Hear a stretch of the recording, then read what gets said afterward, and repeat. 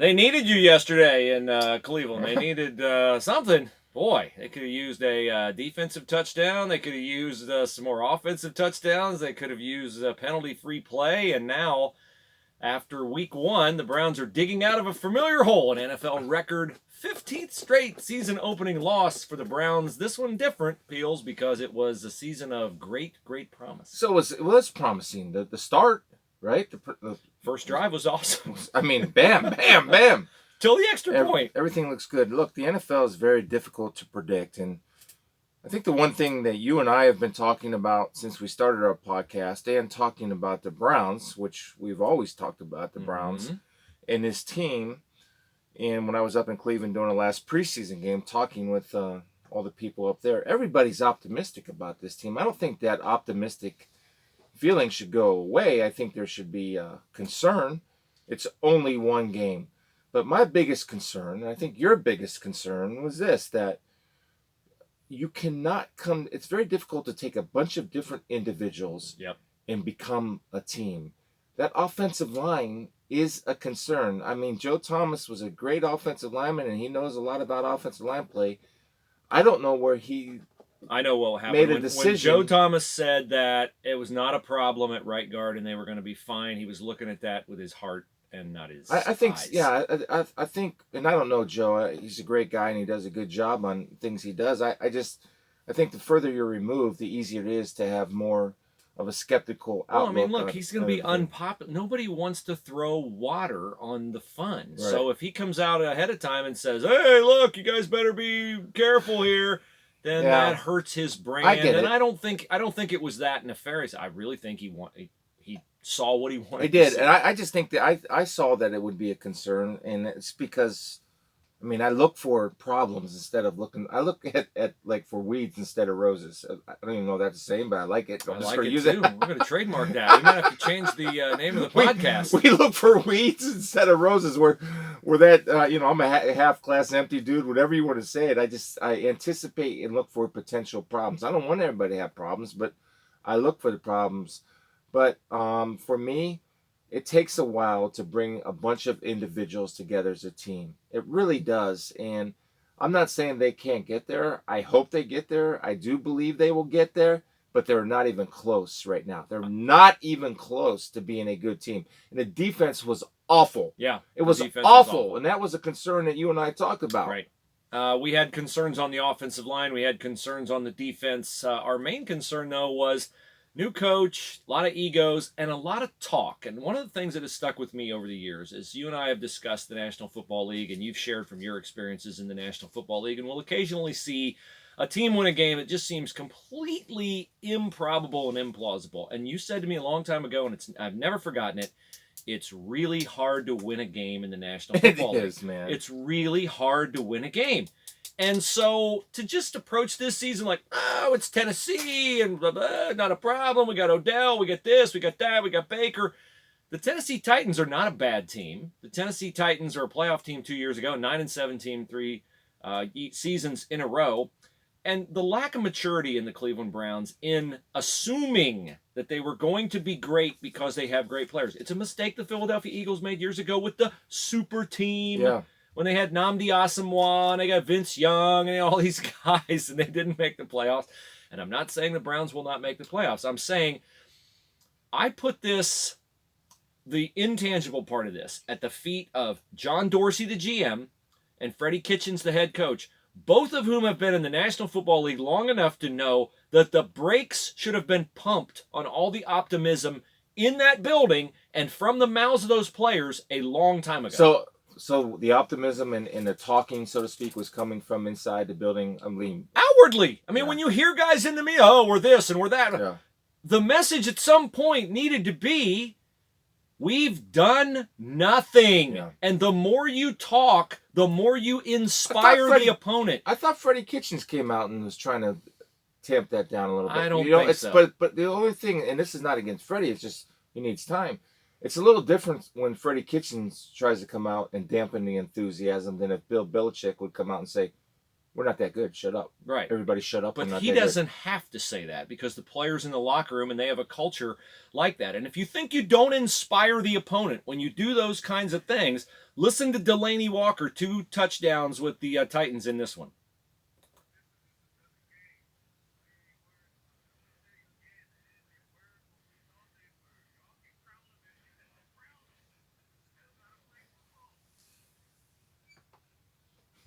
There you go. There you go. He broke out the late Denny Green right there with the crowd. The Titans enjoyed that. Mike Vrabel, Northeast Ohio guy, enjoyed that. And you know what?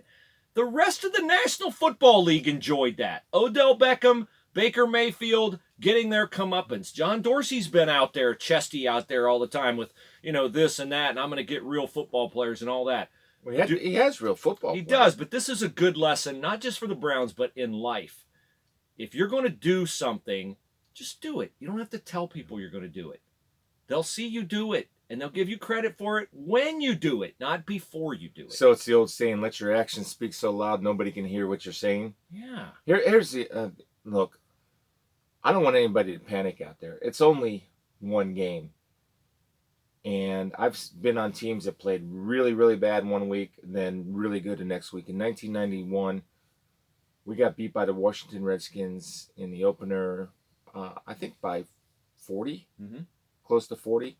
Ended up at the end of the year playing them in the NFC Championship game because we came together as a team. The message that I would endorse or deliver to the Cleveland Browns at the team meeting this morning, if I were Freddie Kitchens, is this. We're not good. We have good players, but we have no idea what it is to be a team. Yeah. We have no idea how to handle prosperity. We have no idea how to handle difficult circumstances or sudden change. Our defense and Coach Wilkes, we need to get better. You cannot give up 36 points and expect to win in the National Football League. Of course, they had a pick 6 for one of the touchdowns.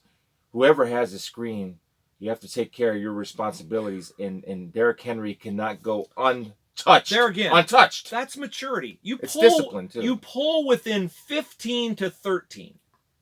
And the next play, you allow Derrick Henry, who's an outstanding back, but he's not a go 75 yards with a screen pass back. Untouched. Untouched. Okay? So lack of discipline, lack of focus. I believe they thought, all right, man, now we got it. Now we got him where we want him. No, you don't have them where you want them. They have you where they want you because you're thinking you're going to win the game in the middle of the third quarter. Can I throw some positivity on this? Sure.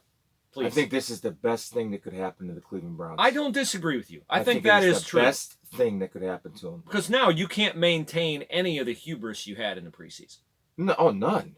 Delaney Walker says, and it's true, and I wish the Cleveland Browns guy would have said it. We are who we thought we are. We're not who we thought we were. We're not who we thought we were, and this should refocus. And some of the comments of Baker Mayfield, Freddie Kitchens, that those guys said, at least they're going on the right track. Football is a humbling game. It's the most humbling game in the world because as soon as you think you're good, or as soon as you think you're physically better than everybody else, you will get punched in the mouth and get knocked on the canvas, and it's difficult to get up.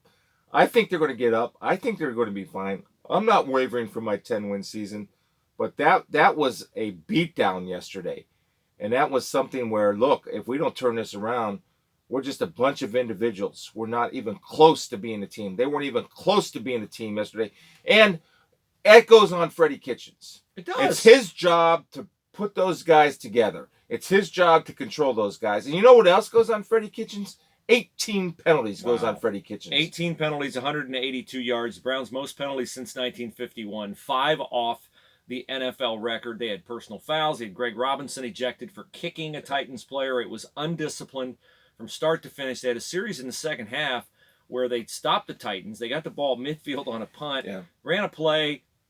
I might be wrong on the exact specifics, but it was holding. Ran another play, made a nice gain, another hold or a personal foul or something. All of a sudden, 2 plays in, they're way back in their own territory. So, undisciplined, right? And with Robinson kicking the dude. Yeah. That's selfish. That's putting yourself above team. Even the little thing of OBJ wearing a $350,000 watch is putting oneself above the team. These are the warning signs that I It's had absolutely, with him. man. It's what's more important, winning the game or making a personal statement. With Odell Beckham Jr., it is about making a personal statement. Now, again, Pete Rose was a selfish player. He always talked about his own hits and all that. You can win if you're playing like that, but baseball and football That's a whole different. You could be a selfish son of a gun in baseball all you want. I mean, we had it when Reds pitcher, former Indians pitcher Trevor Bauer.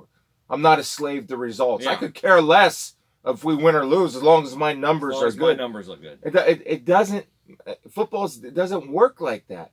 How do I know this? I mean, I watched a game last night, 33-3, and I seriously want to go up there and investigate the Patriots and see if they're robots. Because they look like robots. They lost 2 guys on the offensive line. They look more dominant. Now they have Antonio Brown. And Josh Gordon. Here's my thing. I think they got Antonio Brown because they know Josh Gordon can't last the whole year. You and I have known that addiction is a serious issue. Oh, big time. It's a very serious. Awful. We've had friends and family members, actually, that I've had addiction issues.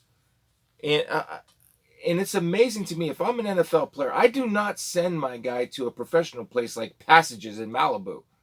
If I would send him to the Patriots. Yeah. I would send a guy to the Patriots. That's not a joke. Yeah, they got something. I mean, and here's the other, with Antonio Brown, he doesn't fit in. He won't be there. He won't be there. He doesn't care. Ask They're Albert robots. Hainsworth. Ask Chad Johnson. They have a record of getting guys to fit in like Takeo Spikes and Corey Dillon, and Randy Moss. But they also have a record of, you know what? You're a great player. You got a big name. You come here. You don't do it our way. Bye-bye. Randy Moss was an insane competitor. Randy Moss was a team guy. He's a team guy. Even though, he does some things that but ultimately it was a team guy. And there's a difference. Randy Moss prioritized winning over Randy Moss. The guys that don't fit there don't prioritize winning over themselves, over their self-brand, their imaging, right? I mean, that's a big thing. Now, why would he wear a $350,000 watch on the field? Because he's trying to curry favor with whoever he bought it from, or he's just, look at me, I can afford this. That's so selfish and I stupid. showed up like in an orange, some kind of orange sports I don't care. car. I don't care. Like, but I don't care about whatever, that. Dude. Yeah, I know. But that doesn't bother me because, I showed up in flannels and that was offending to a lot of guys who would wear suits. So I don't care what he shows up into. But to make a conscious decision to wear something on the field that is not part of the code, that is a finable offense, is a selfish decision. And it's a small thing that is an indicator of a big thing. Boom. I think that is 100% right. Buckeyes, big, over Cincinnati on Saturday, 42-0. They drop a spot in the AP poll. I think that's because LSU and Joe Burrow look so good. They looked really good. Somebody had to drop, I guess. But I don't know why it was Ohio State over. I mean, everybody won big. Oklahoma did, Alabama did, Georgia did. I don't care about that. Justin Fields looked great. No, he's got 9 touchdowns through 2 weeks. Quickly, before we get back to the Browns and the Bengals, is it too soon to start thinking about Justin Fields as a Heisman Trophy candidate? No, because of the Ohio State thing. Ohio State is such a powerful brand. J.T. Barrett was a Heisman Trophy candidate. 5th as a freshman. Dwayne Haskins can be a Heisman Trophy candidate. 3rd last year. So why would we not say Justin Fields? I think we're seeing some pretty good players coming down the line. I think Joe Burrow now can be considered as a Heisman Trophy candidate. I mean, he had over 400 yards and 4 touchdowns on a national ABC Saturday night primetime game. Yep. At Texas, not an easy place to play. win. No, at Texas, yes. No, it's a very difficult place to play. Texas is not a bad place either. So, yeah, I don't think, because I don't see any signs of him being lucky in some of the plays he's made. He's making good plays with talent. We talked about this on Saturday at length. The only issue that I have, and believe me, it's the old nitpicking thing, getting the lice out, is this. The pocket presence and awareness is just a little off, and it's not really where it needs to be, but I think that can be improved with reps. So if I'm Ryan Day, the thing I'm doing, there's drills that you do in that type of situation where you have 2 hands on the ball and you can create a chaotic pocket situation to try to simulate a game. Now, it's not the real game, but at least he gets a feel for what pressure feels like. And if I'm Ryan Day, whatever that drill is, I up that drill in practice. Because once he gets that down, it's over, dude. I mean, that with a talented wide receiver and that dude, it's insane. He has 9 touchdowns through 2 weeks, 3 rushing. Let me think about this now. Yes, and 6 passing. He has not committed a turnover yet. He's on pace for 3,000 passing yards, 39 touchdown passes. The thing is, he's going to play more, and they're going to need to be more foot on the gas when they're playing Michigan State, Wisconsin, Penn State, some of these teams. And I think he'll put up, the oddity of him is, I think he'll put up bigger numbers against better teams than he's put up so far against Florida Atlantic and Cincinnati. One thing I know about this team, and I don't have proof yet, but in my bones, in my gut, I know this, that the better competition they'll play, the better they will play. They will rise to the level of their competition. You know, they 28-0 on Florida Atlantic. They sunk to the level of their competition. Against UC, they were much more dominant performance. I think they learned a lesson from the previous week. But I think this team has the mentality, because there is a good leadership on this team, starting with Ryan Day and the players, that whoever they play, they will have the ability to rise to the level of the team that they're playing and play at their best when they need their best. Indiana, noon, Saturday. Hoosiers are also off to a 2-0 start. They won at home. They won 52-0, biggest margin in Memorial Stadium history. Michael Penix is their quarterback. He's looking good. In Ohio State, under Urban, oddly, struggled at Indiana a couple of times. Always been a high-scoring game. This defense looks like you're not going to be high-scoring this year against Ohio State. That's the biggest difference. Like, I would get nervous about this game coming up against Indiana last year, right? Because they could put it in the end zone. Right. They've got talent. Right. Yeah, offensively. But not this defense. Yeah. This defense is a whole different animal than it was last year. I don't even And people say, "Well, Chris, pump the brakes. Yeah. It's Florida Atlantic and Cincinnati." What's your response to that? A talent is talent. And if you can't see the talent, then you're just not recognizing the depth that they have, the speed off the edge that they have. I'm going to tell you this. That guy that says that, or whoever says that, I saw it on Twitter. Go sit there and go to Indiana and sit in a defensive coordinator's or an offensive coordinator's room. Have him show you and watch the film. And watch the sweat start coming down the side of his face. Watch him all of a sudden send an equipment guy out to start, buy me a pack of Luckies. Well, you don't smoke, Coach. Well, I do now. I mean, the talent level, you can't deny it. And if you do deny it, you're just saying what cliche sayings or comfort sayings. Well, it's against inferior competition. Dude, if you can't see that talent, then you are blind. Here's what I would say. It is the same players. They are not playing at the same speed that they played a year ago. They are not thinking. They are reacting. They are where the opponent wants to get to before the opponent gets there. There's one team in the Big Ten that scares me. Who is it? Maryland. You got it, buddy. Because they can score with Ohio State. And they have speed, man. Yeah. And if it's a day where Ohio State, and it's the second Saturday in November, Ohio State's off the week before. If Ohio State has a day where you got the dropsies and the ball's on the ground, or you have the, let's hope not, 18 penalties like the Browns did, but if you have a day where you're sloppy, you're coming off an off week yourself, you're not dialed in, Fields has a bad day, throws, or it's a wet ball, or those goofy things intrude. Maryland can score enough to get you. I don't think Wisconsin doesn't scare me. No, because Jonathan Taylor's never had any success against his team. I can't envision Wisconsin in Ohio Stadium beating OSU. The only way I could see that happening is if it's a rematch in the Big Ten title game. The Buckeyes have handled them at home. You go over to Indy. It's a controlled environment, no rain, no weather, no anything. And Ohio State doesn't take them seriously. Maybe Wisconsin could surprise them. Ohio State plays at a different level than Wisconsin, a different speed level. They do. It's clearly noticeable. Although I will say this of Jack Cohn, Wisconsin's quarterback, he has been very solid so far, and if he gives them a legitimate throwing threat, then it gives them a better chance than Hornibrook ever did. No. I'm saying. I'm not saying Wisconsin can beat him. Are you saying Wisconsin was better with Hornibrook than they are with Cohn? Yes. You crazy. Hornibrook, the backup at Florida State. You can't even start at Florida State, Hornibrook. What? And I mean, it used to be like, what are you talking about, Bruce? Florida State's great. Florida State's terrible. Let's get to the Bengals because I'm excited because I'm going there this weekend. Bengal fan Spiels on the Bengals game at home. I don't even know who they have because, of course, I take them one at a time. Who do the Bengals have at home? 49ers coming off a win. Who's 49ers? Garoppolo and Nick Bosa. Well, I get to see Nick Bosa. 49ers are a team that could make some noise.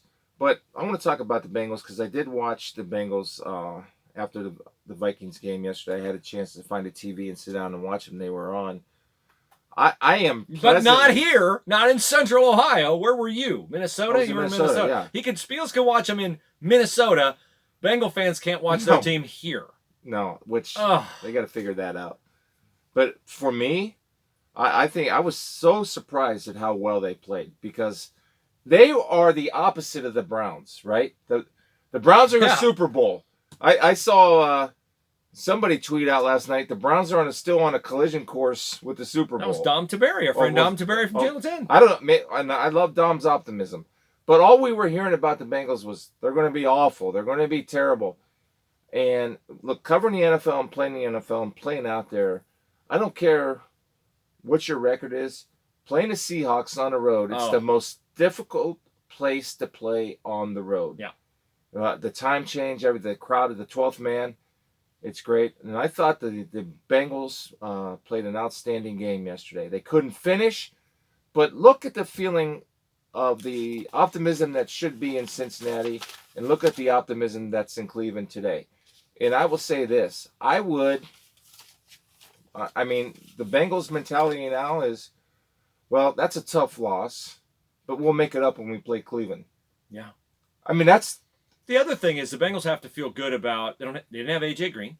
They had John Ross out there. They didn't have Joe Mixon. How about John Ross, though? John Ross, well, he catches and drops. It's a touchdown or it's a drop. Do you have his numbers? Get his numbers. John Ross, I'll get his numbers. Andy Dalton's numbers, 418 yards throwing a football. 2 touchdowns. He fits the offense. Zach Taylor said he fit the offense, and he does. Well, and I thought Zach Taylor did a great job yesterday. Look, this team is going to be competitive if they can stay healthy. But you say that about every team. If you can keep your O-line, I know they've had some offensive line issues. Michael Jordan get the start for the Bengals. John Ross had insane numbers. He is a factor. He's a threat. And he's somebody that's going to be, you have to account for when you're game planning because he can take the top off of defense. And yesterday he finished. Look at those numbers, Bruce. 7 for 158, 2 touchdowns, the long of 55. Yeah. He takes the top off of a defense. Now, I watched him play yesterday, and that's what they were hoping for when they drafted John Ross. Absolutely. And he looked the part. Boyd is solid. They couldn't run the football. Like 30 yards rushing in the game. And Joe Mixon was injured. Hopefully he'll be back. Gio Bernard, I love the kid, man. You can say what you want about him. The guy's a gamer. Carlos Dunlap had a sack. Geno Atkins. Sam Hubbard had 2 sacks. Yeah, and Sam Hubbard came off the edge. Look, you can talk about the optimism for the Browns or the skepticism for the Bengals. I'm high this week. Now, this is the NFL, so it changes week to week. And I'm excited to see him in person. I'm excited to see him in practice. But I'm more optimistic about the Cincinnati Bengals than the Cleveland Browns. Now, that very well can change next Monday morning, as we know. Based on the information I have it's now. It's a week-to-week league. How many times it's unbelievable. Yeah. And watching the Vikings yesterday, they looked like a team that not even close to last year. I thought you were covering Hilliard Davidson there for a while when I saw Kirk Cousins 8 of 10. 8 of 10? They ran the ball 77% of the time, and the Falcons could do nothing about that. You know that you're defeated when somebody's lining up saying, hey, we're running the ball right here. That doesn't happen in the NFL. I know. We're running the ball right here, and there's nothing you can do to stop us. The Falcons were all out of whack yesterday. Just out of whack, out of sync, and they they had 2 rookie offensive linemen starting, which is really difficult on the same side. Mm-hmm. The one kid, unfortunately, Lindstrom, the 14th pick overall from Boston College, has a serious foot injury, which I hate to see. I hate seeing any of those players get hurt. But the Vikings look like a team. Their defense was unbelievable yesterday.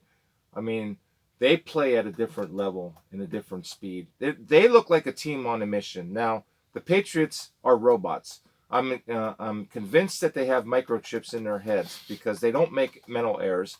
Tom Brady, even when his arm, did you see the play? Even when his arm got hit, yes, and the ball got knocked out of, it's still right on target.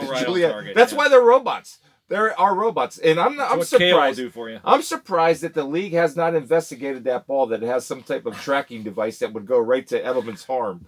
because the kid knocked the kid. Well, TJ Watt, was it TJ Watt or yeah. somebody hit his arm, and the ball is fluttering in the air, and it's right into Edelman's hands. With the Patriots, it's always a possibility. Yes, there might it be is. something at the football. You Yes, never it know. is. They're Has geniuses. has a team ever made? Well, yes, you answered that question earlier. I was gonna say, has a team ever made the playoffs when you lose by 30 or more in the opening week? Your 91 Detroit Lions did.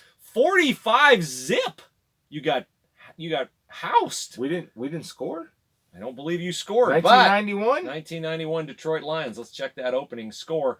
45-0 against the Washington Redskins. Now, I've always remembered that year. I've always remembered that year as the Redskins just absolutely demolishing you in the playoffs. But it was came full circle. It was 41-10 in the playoffs, Yeah, so you were considerably closer by then. We got beat by 31. You were breathing fire at the end when the Redskins were snapping the ball to run out the clock. No, come on, bring it.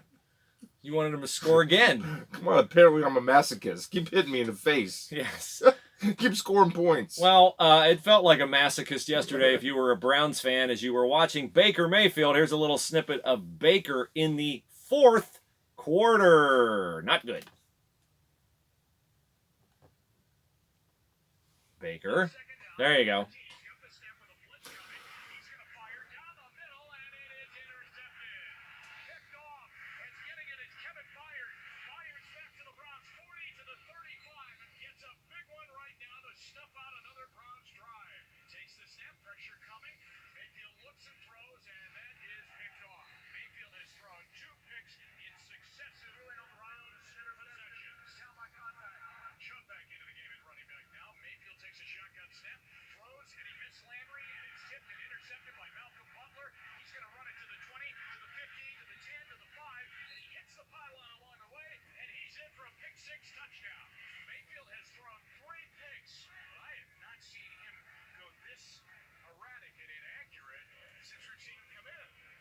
It's Jim Donovan on the Cleveland Browns radio network. I was thinking about this, and my one concern with Baker, there's no doubt he's a talented guy. He really is, and he's going to be a really good player.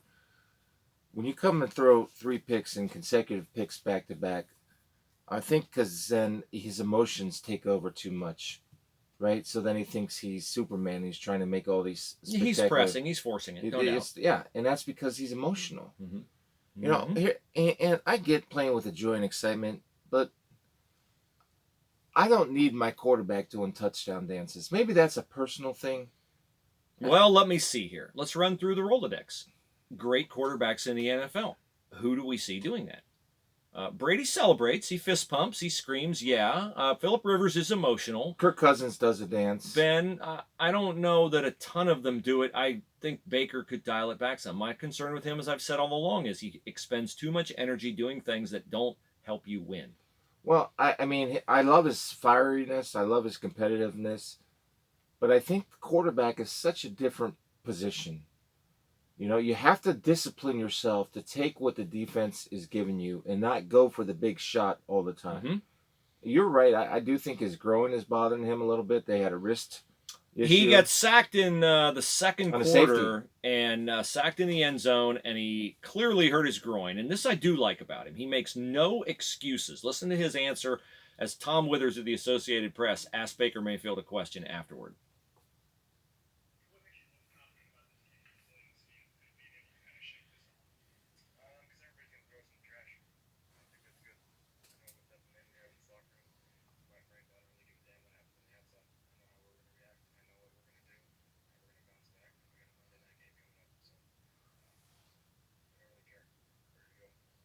Okay, I thought that was the cut where he was asked about the injury, and he said, no, everything's fine. Asked him about the interception. He said, bad throw. Said the depth of the route was right. Everything was right. Bad throw. It's on me. Yeah. Well, I do love that he owns that. Yeah, he's accountable. But right away, he's attacking everybody on the outside, right? Everybody's going to say, well, what are you supposed to say? Would they be wrong to do that, to throw you in the trash after you were hyped as a Super Bowl team and lost by 30? You know what I would like to hear him say is that, yeah, we are trash. After today, this is what we are. As Delaney Walker said, this is what we're not. We're trash. Now, I expect us to respond, and we will respond. But he doesn't have to go on the fight all the time. The us against the world. He always wants to fight. That's his default. I've said before, the man has man has cork walls in his house. Everything goes on his bulletin board. Everything. Yeah. You've won, Baker. Stop being Draymond Green, who's an NBA All-Star and can recite every player taken ahead of him in the draft. You're the Heisman Trophy winner. You're the number 1 pick in the NFL draft. You are beloved in Cleveland. Your jersey is the number 1 selling jersey in the National Football League. You are not a walk-on anymore. You're not You trash. are not chip on the shoulder. You need not be chip on the shoulder guy anymore. You've arrived. You've made it. Now focus on winning. Yeah, that's all he needs to focus on. I don't understand why he has to pick a fight with the fans. I don't understand. We're trash. Yes, we are. But we're going to turn it around. Just watch. And not say, I know what kind of men we are, we'll respond. Because that's an emotional response. No, the kind of men you are is that you did not play disciplined football in the opener. You had 18 penalties. You're kicking the other Personal team fouls, yeah. when they are pushing you because it's football and it's physical. You guys played like babies. You played undisciplined football, and then afterwards you're basically like, who's doubting us? Yeah. Jarvis Landry is sniping at reporters who are asking him fair questions about, did you buy into the hype? Next question. Yeah.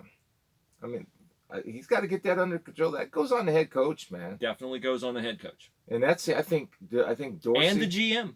Well, yeah, because he hired that he's coach. He's been around a long time, John Dorsey. He hired the head coach. He knows how hard it is to win. He knows you It's don't hard. talk before you do something.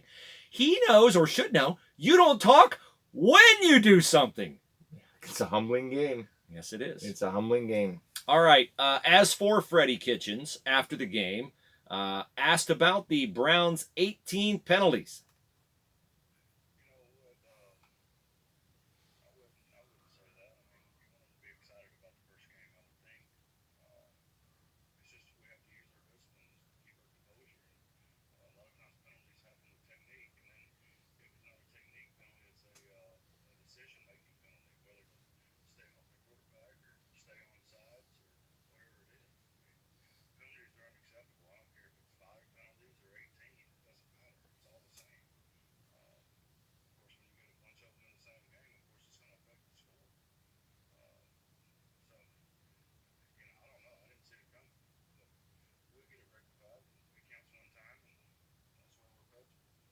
So he says the buying into the hype did not cause the penalties.